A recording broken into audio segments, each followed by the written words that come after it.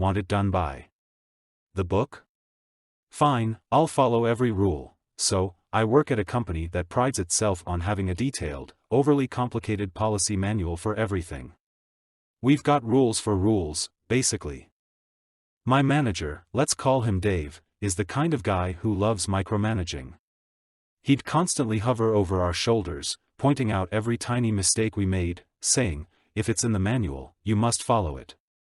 One day, Dave sent me an urgent email asking me to finish a big project before the end of the day. Normally, I'd do it my usual way, efficiently and with a bit of common sense. But Dave insisted that I strictly adhere to the manual since it was a high-visibility project and he didn't want any mistakes. Oh, Dave. You shouldn't have said that. I pulled out the manual and went full compliance mode.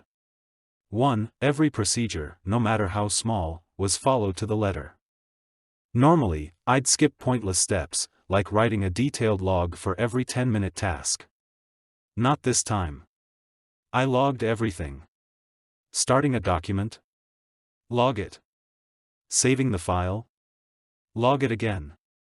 Changing font size? Yep, logged.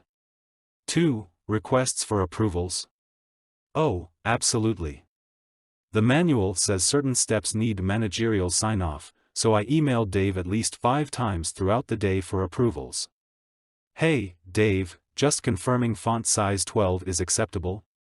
Please reply so I can continue. Hi, Dave, should I use blue headers or red headers as per policy section 14.3.2? 3. Breaks were strictly enforced.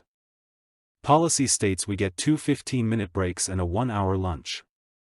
Normally, I'd work through a bit of lunch to get things done, but not today. At 12 o'clock sharp, I dropped everything and left my desk. I also spent 15 minutes at exactly 10 o'clock and 3 o'clock resting. 4. Every department had to be involved. The manual said I needed sign-offs from IT, HR, and marketing for certain sections, even though they had nothing to do with the project. I looped them in with formal requests, dragging out the timeline. By the end of the day, the project wasn't finished. I spent so much time complying with the manual that I didn't even get halfway through. Dave was furious and asked why it wasn't done. I calmly explained that I followed every single policy and procedure in the manual, just like he instructed.